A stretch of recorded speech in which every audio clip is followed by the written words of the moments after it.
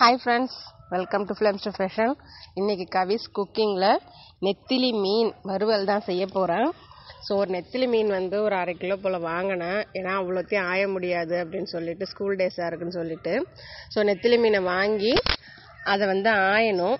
நீங்கள் தலையை மட்டும் கிள்ளி எடுத்தாலே அது உள்ளே இருக்க குடல் எல்லாமே சேர்ந்து வந்துடும். வாழை கிள்ளணும்னு அவசியம் கிடையாது.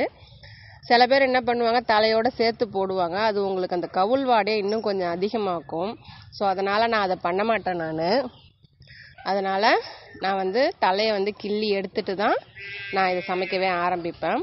ஸோ வாங்க அதை எல்லாத்தையுமே ஆஞ்சி எடுக்கலாம். தலையை மட்டும் கிள்ளி எடுத்துட்டா போதும். ஸோ 1/2 கிலோ நெத்திலி மீனையும் தலையை கிள்ளி எடுத்துட்டேன் பாருங்கள்.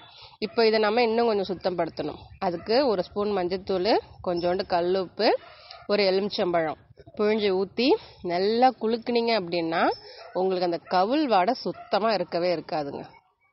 பாருங்கள், போட்டு ஒரு நல்லா பெரட்டிட்டு 4 குலுக்குனீங்க அப்படின்னாக்க அந்த கவுள் வாடை சுத்தமாக போயிடும். இப்போ போய் இதை கழுவி எடுத்துகிட்டு வந்துட்டேன். இப்போது மீன் சுத்தமாக க்ளீன் பண்ணியாச்சு. ஸோ இதை வறுக்கிறதுக்கு இப்போ என்னென்ன அதில் ஜாயின் பண்ண போகிறேன்னா, 2 ஸ்பூன் வந்து மிளகாத்தூள் போட்டுக்கிட்டேன். தேவையான அளவு உப்பு போட்டுக்கிட்டேன்.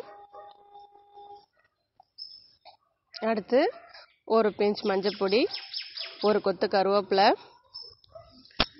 இந்த மசாலா எதுவுமே பிரிஞ்சு வராமல் இருக்கிறதுக்கு 1 ஸ்பூன் கார்ன்ஃப்ளவர் மாவு சேர்த்துக்கிட்டேன். ஸோ இதை ஒரேடியாக தண்ணி ஊற்றி பிசையாமல் கொஞ்சம் கொஞ்சமாக தண்ணி கலந்து பிசைஞ்சிக்கலாம். எனக்கு அந்த மசாலா கொஞ்சம் திக்காக வேணுன்றதுக்காக ஒரு 1/2 ஸ்பூன் வந்து நான் குழம்பு மிளகா பொடியை நான் போட்டுக்கிட்டேன். ஸோ கொஞ்சம் கொஞ்சமாக தண்ணி ஊற்றி அந்த பேஸ்ட்டை வந்து வறுத்து எடுக்கிற அளவுக்கு திட்டமாக பதமாக நான் வந்து எடுத்து வச்சுக்கிட்டேன். பாருங்கள், கிளறி வச்சுக்கிட்டேன்.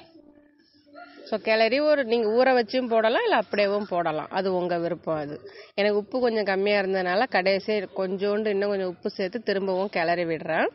பாருங்கள், இப்போ வந்து நம்ம வறுக்கிறது அளவுக்கு அந்த பேஸ்ட்டு எல்லாமே மீனோட நல்லா ஒட்டிடுச்சு. இப்போ வறுக்க ஆரம்பிக்கலாம். அடுப்பில் வானல் வச்சுட்டு எண்ணெய் ஊற்றி நல்லா காய விட்டுட்டேன். ஸோ இப்போ வந்து நாம் கொஞ்சம் கொஞ்சமாக ஒன்றா அந்த எண்ணெயில் நீங்கள் போட்டு எடுத்தீங்க அப்படின்னாலே உங்களுக்கு பகோடா மாதிரி அந்த மீன் வந்து ரெடி ஆகிடும். நடுவில் போடாதீங்க, எண்ணெய் தெறிக்க ஆரம்பிச்சிடும். ஓரத்துலேயே கொஞ்சம் கொஞ்சமாக நீங்கள் போட்டுகிட்டே வந்தீங்கன்னா எல்லாம் நடுவில் போய் சேர்ந்துடும். ஸோ நல்லா பொரிஞ்சு அந்த பபிள்ஸ்லாம் குறையிற வரைக்கும் கொஞ்சம் பொரிய விடுங்க. எண்ணெய் நல்லா காய விட்டுருந்தீங்க அப்படின்னாக்கா நீங்கள் சிம்மில் வச்சுக்கோங்க. இல்லை எண்ணெய் மிதமான சூடில் இருக்குது, இன்னும் கொஞ்சம் காயணும் அப்படின்னாக்கா நீங்கள் ஃபுல் சிம்மில் வச்சு கூட மீனை வறுத்துட்ருக்கலாம். பட் கொஞ்சம் பார்த்துட்டே இருங்க, ஏன்னா அது கருக ஆரம்பிச்சிடும். நம்ம மீன் அளவுக்கு இதுக்கு டைம் கொடுக்க தேவையில்ல. சட்டுன்னு வெந்துடும், சட்டுன்னு பொரியவும் ஆரம்பிச்சிடும். ஸோ லிமிட்டான டைம் கொடுத்து அந்த பபிள்ஸ் அடங்குற வரைக்கும் பார்த்துட்டு மீன் எல்லாத்தையுமே உடச்சி விட்டுட்டு நீங்கள் வந்து எடுத்துடலாம். இதுக்கு ரொம்ப டைம் எடுக்கணும் கிடையவே கிடையாது. க்ளீன் பண்ணுறது மட்டும்தான் இதுக்கு டைமே. ஸோ க்ளீன் பண்ணி எடுக்க தான் டைமும் ஆச்சு எனக்கு. ஸோ நல்லா க்ளீன் பண்ணி எடுத்துட்டேன். மசாலாலாம் போட்டாச்சு. இப்போ இதை பொரிச்சிட்டும் இருக்கிறேன். நல்லா பொரியட்டும்.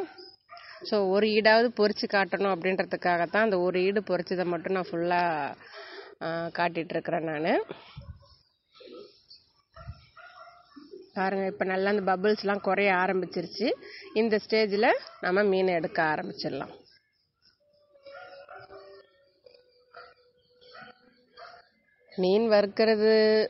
மீன் வறுக்கும் போது நிறையா நம்ம டைம் கொடுப்போம். பட் அந்த டைம் இதுக்கு தேவையே இல்லை. நீங்கள் கொஞ்சம் வெயிட் பண்ணி எடுத்தாலே போதும். பபிள்ஸ்லாம் குறைஞ்சிட்ருக்கு, நல்லாவே குறைஞ்சிட்ருக்குது. கொஞ்சம் குறையட்டும். அப்போ தான் உங்களுக்கு அந்த முள் எதுவுமே தனியாக மாட்டாது. நல்லா மொறுன்னு இருக்கும் உங்களுக்கு மீன். அவ்வளோதான். பாருங்கள், இப்போ எடுத்துடலாம். அவ்வளோதாங்க, நெத்திலி மீன் வறுவல் ரெடி ஆயிடுச்சு நமக்கு. இது சட்டுன்னு செஞ்சிடலாம். இதை குழம்பு வைக்கிறதுக்கு பதில் இந்த மாதிரி வறுத்தீங்க அப்படின்னாக்கா நல்லா டேஸ்ட்டாகவே இருக்கும் உங்களுக்கு. குழம்பு வச்சிங்கன்னா குழம்புல காணாமல் போயிடும். போட்டு கொதிக்கலாம் வைக்கக்கூடாது குழம்புல. ஸோ இது மாதிரி மீதம் உள்ளதையும் போட்டு நான் எடுத்துக்கிறேன்.